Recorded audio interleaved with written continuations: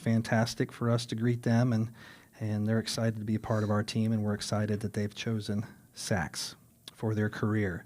To go a little bit farther with getting ready for the start of this new school year and training our new teachers next Thursday and Friday, the 31st and the 1st, all 34 of our new district teachers, both secondary and elementary, and we've got a couple of new assistant principals will take part in training as well.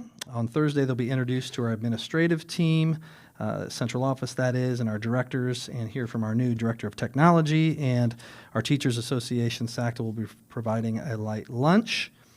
And so we've got lots of plans for them as we get ready to start another great school year. I want to recognize an individual, our Sacs Teacher of the Year from 24-25. That's Mandy Stout, Haverhill's PE teacher.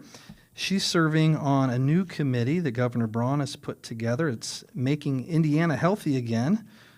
Mandy recently met via Zoom with some leaders from InShape and over 20 physical and health educators from all over the state. We're on the call.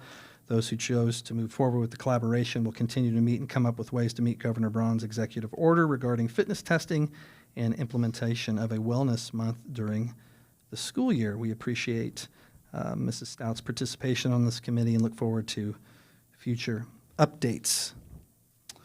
And lastly here, one of our two middle schools, Woodside Middle School, is celebrating its 50th birthday this year.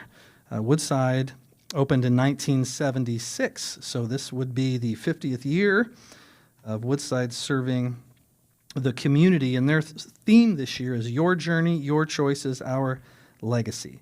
They're going to be pushing out historical items throughout the year, and so if anyone has stories, pictures, or vintage Woodside gear or items that they'd like to share, be featured, then please call the Woodside office. And that concludes my communications, Ms. Moppert. All right. Thank you, Dr. St. John. We are now going to look at the approval of the consent agenda.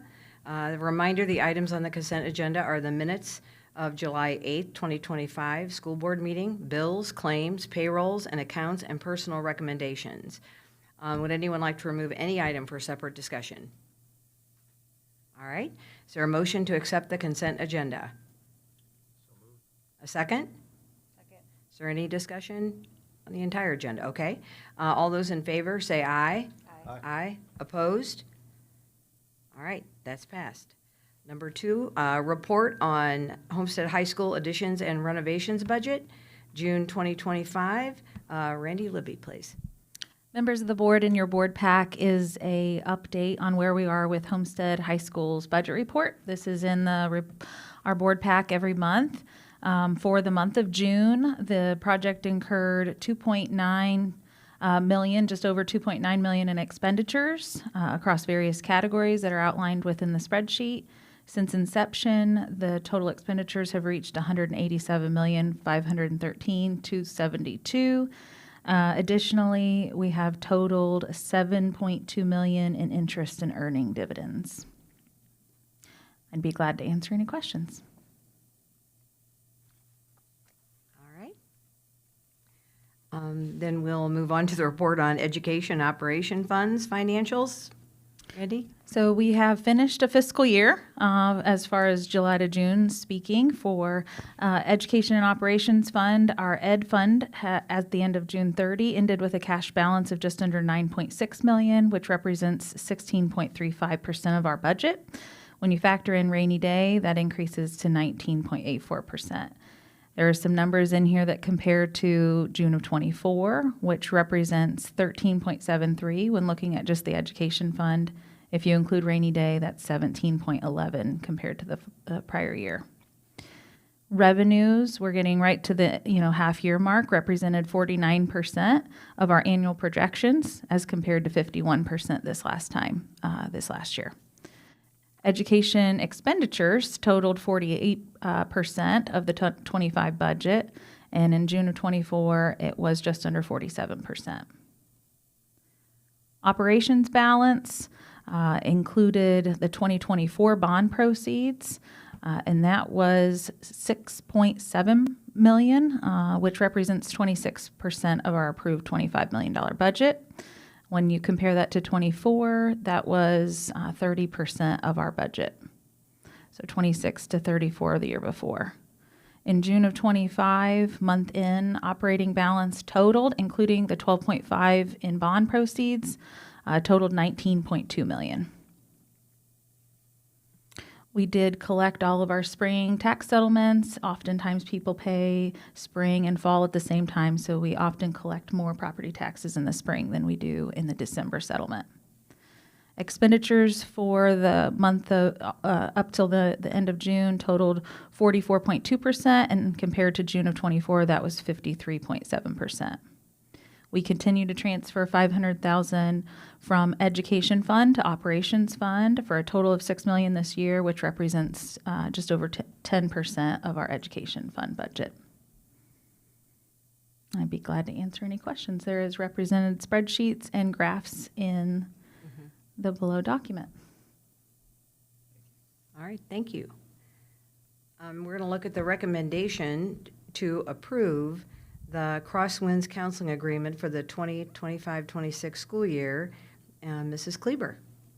Thank you, Mrs. Moffert.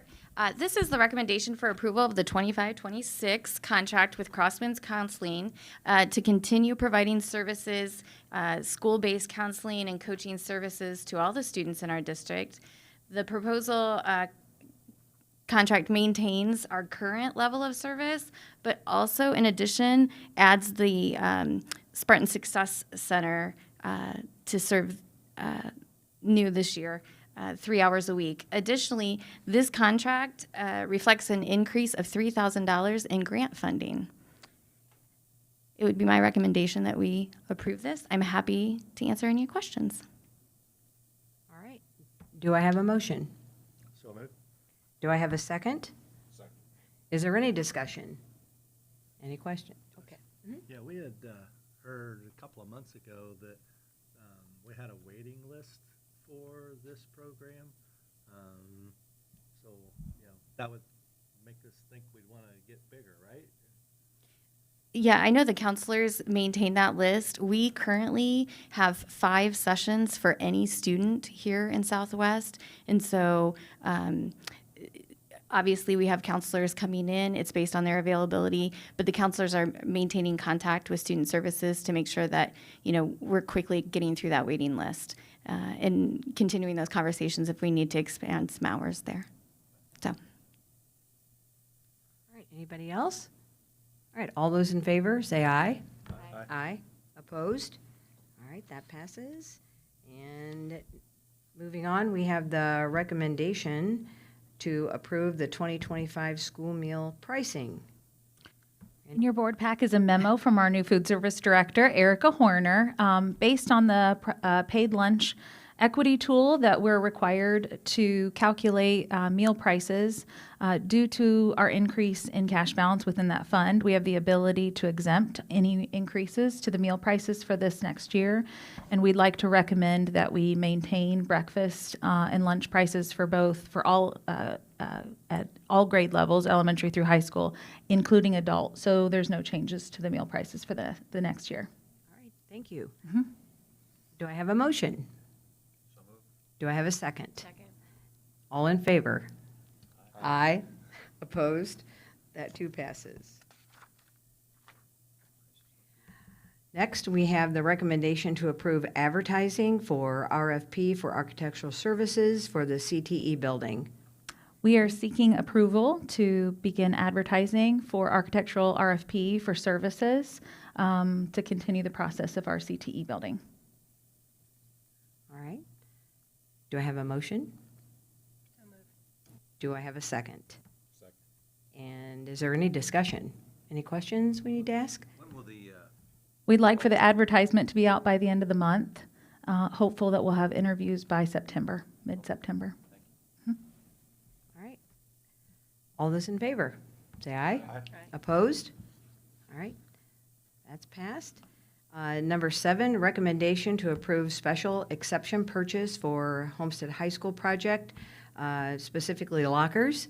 Randy? Yes, this is for Unit M. So very similar. In January, we approved special exception purchasing, exact same lockers, exact same process for Unit L. This is now for Unit M to put that into completion. This should be one of the last steps to for furniture purchases that we would bring to the board. This is under special exception, so it does use the Sourcewell contract purchasing, which would save us by going through this special exception purchasing roughly $112,000, and so special ed co-op or the Sourcewell co-op would have been $412,000.